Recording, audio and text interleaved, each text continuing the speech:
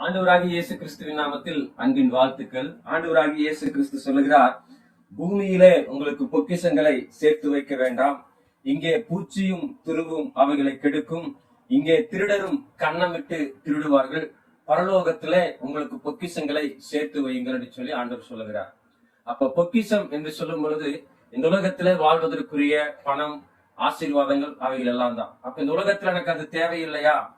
அப்ப அதை நான் சேர்த்து வைக்க வேண்டாமா என்று சொன்னால், இந்த இடத்துல சொல்லுகிற ஒரு காரியம், கடவுள் நமக்கு கொடுக்கிற பணம், நமக்கு கொடுக்கிற ஆசீர்வாதம் சகலமும் நம்முடைய தேவைகளுக்கு கொடுக்கிறார்.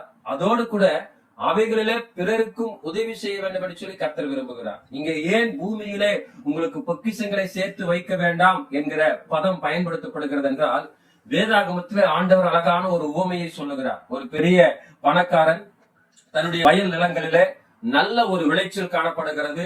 அவை எல்லாவற்றையும் மறுத்து ஒரு பெரிய ஆலையை கட்டி அதுல அத்தனை தானியங்களும் சேர்த்து வைத்து அவன் சொல்லுகிறான், ஆத்துமாவே நீ பூரித்து மகிழ்ந்திரு, உனக்காக தேவையானது சகலவற்றையும் நான் சேர்த்து வைத்திருக்கிறேன்னு சொல்லி அந்த இரவிலே ஒரு சத்தம் கேட்கிறது, மதிகேடனே, இன்றைக்கு நீ மரித்து போனால் நீ சேர்த்து வைத்திருக்கிற இந்த சொத்துக்களை யார் அனுபவிக்க முடியும்?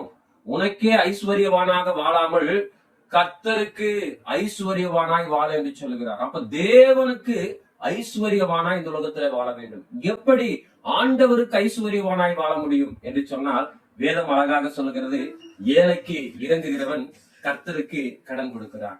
ஒரே காரியம், பரலோகத்திலே நமக்கு பொக்கிஷங்களை சேர்த்து வைக்க வேண்டும் என்று சொன்னால், கஷ்டப்படுகிற திக்கற்ற பிள்ளைகளுக்கு, கைவிடப்பட்டவர்களுக்கு, விதவைகளுக்கு, தேவை உள்ளவர்களுக்கு நம்மால் இயன்ற உதவிகளை செய்யும் பொழுது அது பரலோகத்திலே சேர்த்து வைக்கப்படுகிற ஒரு சொத்தாய் காணப்படுகிறது. பழைய ஏற்பாட்டின் நாட்களிலே ஆண்டவர் அழகாய் சொல்லுகிறார், ஒருவேளை நீ உன்னுடைய வயல் நிலங்களிலே நீ அரிக்கட்டுகளை அறுத்து கொண்டு வரும் பொழுது ஏதாவது ஒரு அரிக்கட்டை நீ மறந்து வந்து விட்டால் அதை திரும்ப எடுக்க போகாத என்றார். ஏன்னா அதை திக்கற்ற பிள்ளைகளும் அனாதைகளும் விதவைகளும் அதை அனுபவிக்கட்டும்.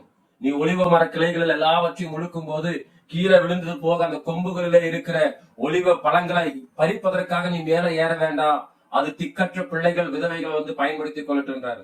அதே போல திராட்சை பழங்களை நீ பறிக்கும் பொழுது திரும்பவும் அதை பறிப்பதற்காக போகாது, அதை விட்டு விட ஏழைகளுக்கு பயன்படுத்தும் என்று சொல்லி பழைய ஏற்பாட்டின் நாட்களிலும் சரி, இப்பொழுது இருக்கிற நாட்களிலும் சரி, கிறிஸ்துவானவர் விரும்புகிற ஒரே காரியம், ஏழைகளுக்கு உதவ வேண்டும். அதுதான் பரலோகத்திலே சேர்த்து வைக்கப்படுகிற சொத்து. இதை கேட்டுக் கொண்டிருக்கிற அன்பான கர்த்தருடைய பிள்ளைகளே, உங்க வாழ்க்கையில் ஆண்டவர்களை ஆசீர்வதிப்பாரானால் திருப்தியாயிருங்க.